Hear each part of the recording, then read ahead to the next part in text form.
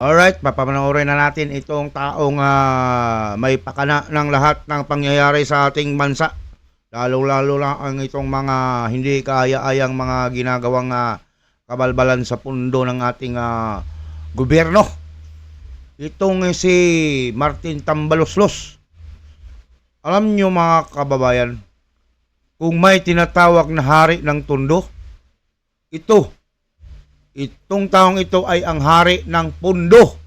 Oo, siya talaga ang hari ng pundo. O, pundo ha, hindi tondo. Hari ng pundo. Mantakin mo ngayong panahong ito. Maliit lang pala ang budget na ibinibigay sa Visayas at sa Mindanao. O, ibang issue yon. Pero itong kanyang report ngayon is speech privilege, ay kung pakinggan mo ay talagang seryoso sila sa kanilang ginagawang pagbibigay ng budget sa lahat ng mga ahensya. Kisyo papagandahin daw ang buhay ng mga Pilipino. Papanoorin natin ang hari ng pundo. Okay.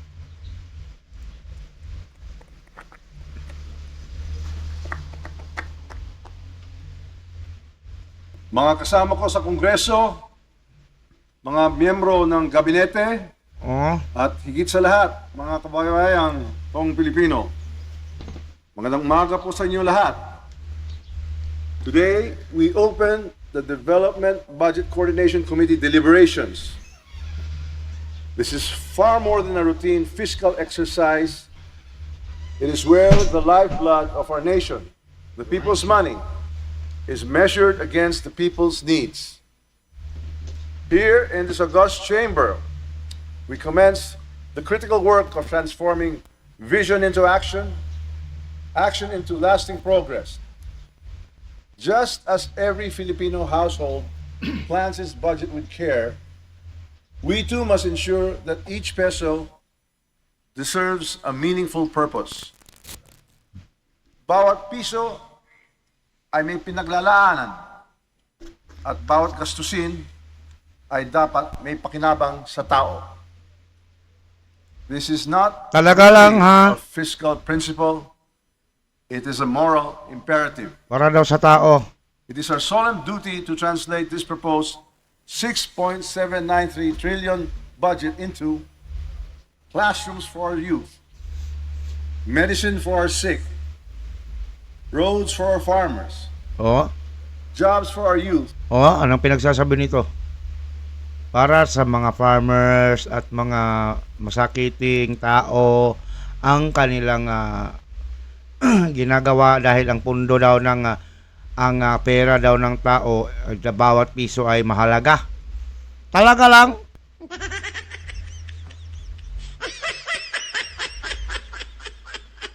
Mamaya ipapakita natin ang mga kabalbalang ginagawa ng gobyernong ito. Yung mga budget dyan sa Flood Was Not Control Project. Flood Was Not Control Project. Mantakin mo yun. Tapos ito, ang kapal ng mukha na magsalita ng ganyang mga plano sa gobyerno na kisyo daw para daw ito sa mga tao sa Pilipinas, ang mga binibigyan daw nila ng tugon ang mga may sakit, ang mga basta panoorin niyo. And security for our nation. Security for our nation This daw. is why the House has opened its doors wider than ever before. Ay nako.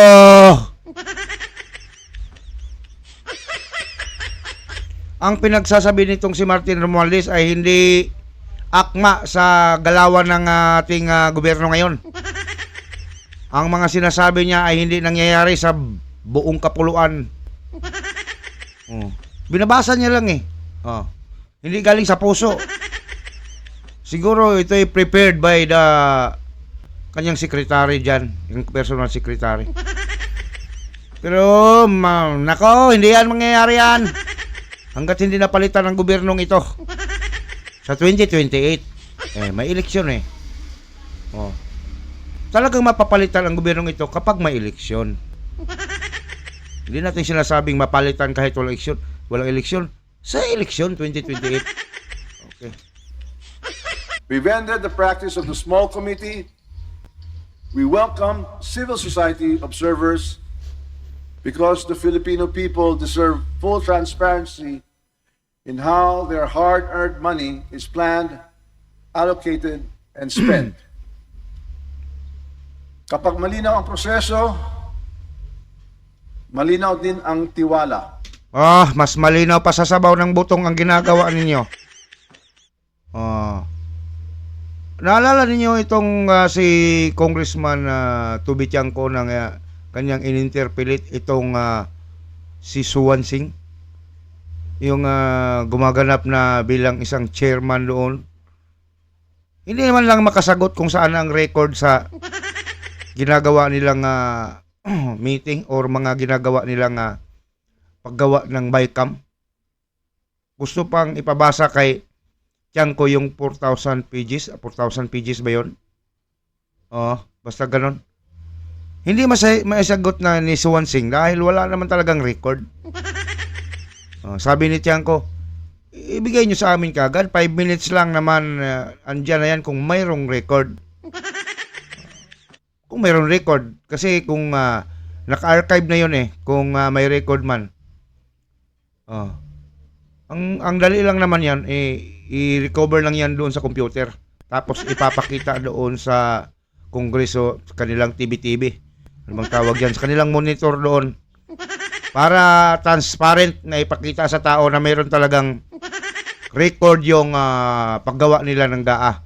Kung saan ang ginagawang, bakit nabawasan ang sa ganitong department at bakit saan ang kung may nabawasan may naidagdag, saan lagay ang binawas at saan dinagdag yung binawas. Halimbawa, kinuna nila ng ang DepEd ng halimbawa lang 20 million. May budget na 20 million. Tapos binawasan ng 5 million, ilan na lang? 15. Yung 5 million saan napunta? Yun ang gustong mangyari at maintindihan ni Tubi Tiangco para patas at makikita natin kung saan ba sino ba ang nagbubulsa ng itong mga, kung may nambulsa man na mga ugok dyan sa Kongreso, di ba? Hindi makasagot itong si Suwan Singh. Dahil walang maisagot. Kung mayroon man, kapag sumagot siya, sabit. Magkasabit-sabit ang lahat. Dahil unang matamaan, malamang sa malamang, itong yung pinakaunang chairman ng appropriation. Yung maraming may-ari ng mga construction sa Flood Was Not Control Project. Si Saldico.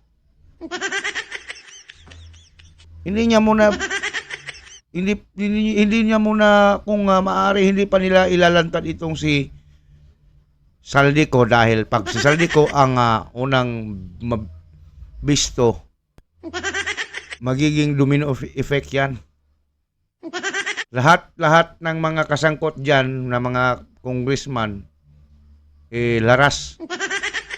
Harvest na talaga, maharbis.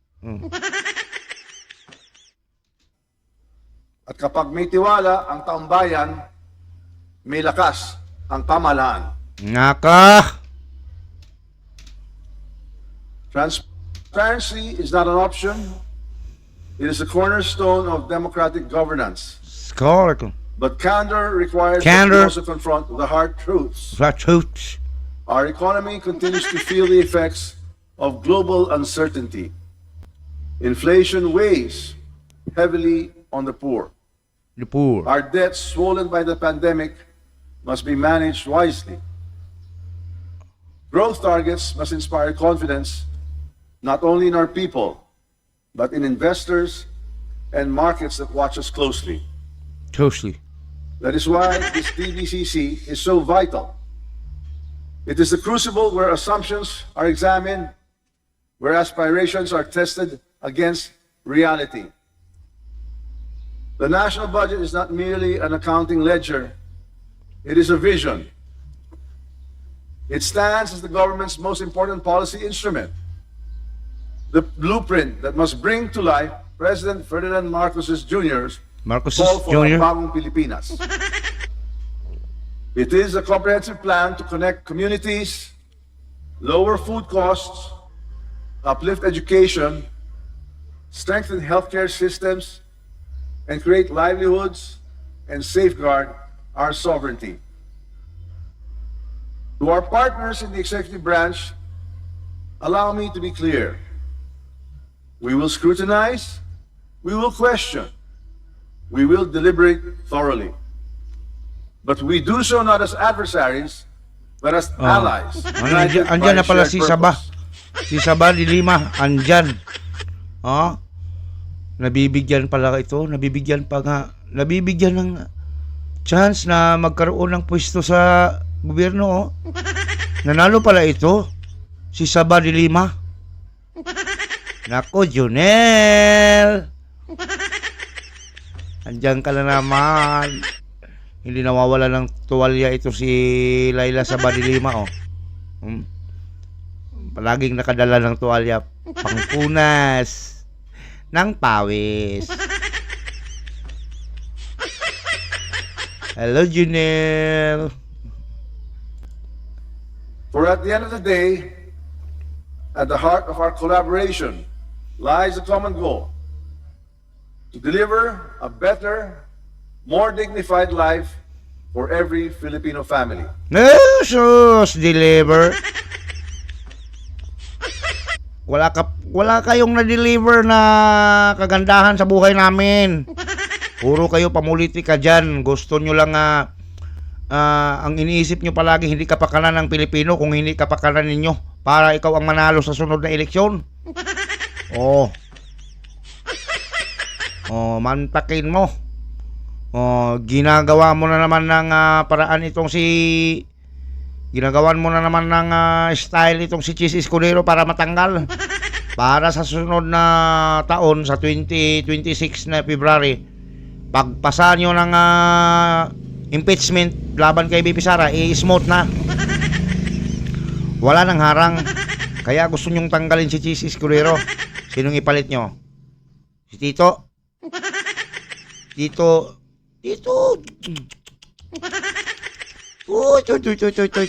Tito.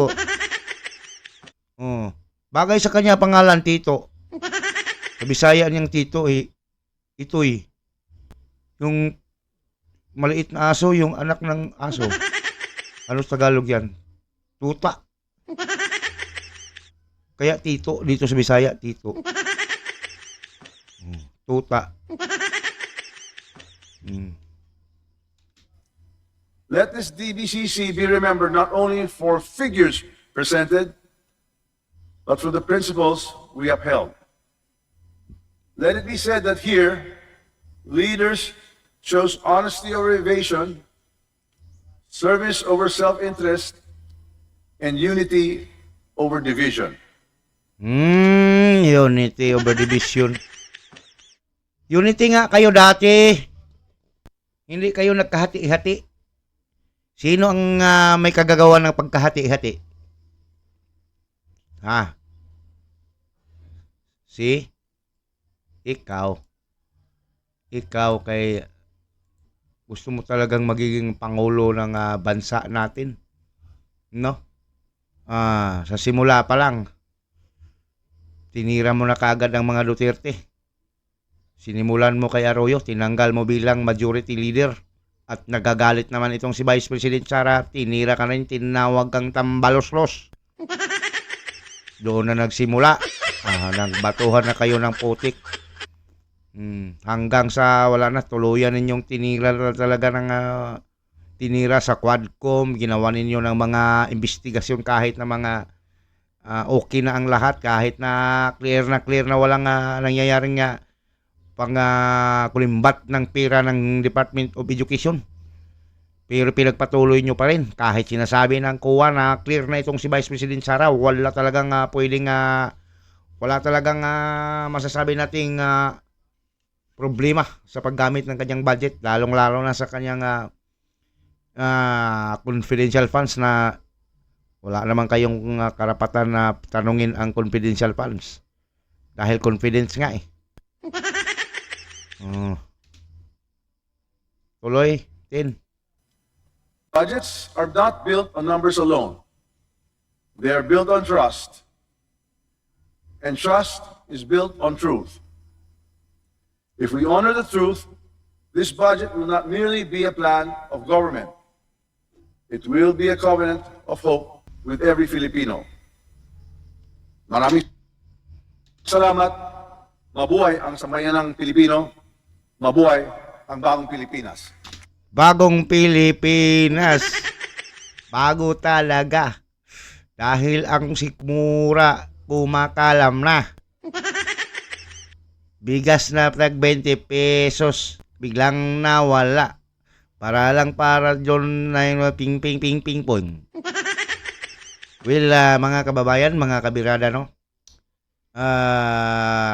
Marami naman ang hindi na naniniwala dito sa mga speech nitong si Martin si Martin Romualdez. Ferdinand Romualdez. Martin Romualdez na kahit na bulabog na talaga siya, kahit na alam na ng karamihan na siya talaga ang may pakana ng lahat ng mga hindi magandang nangyayari sa ating lipunan ngayon, patuloy pa rin siyang nasa posisyon.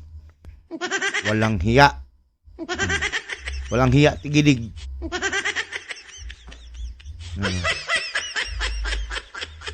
So, anong masasabi ninyo dito sa hari ng pundo?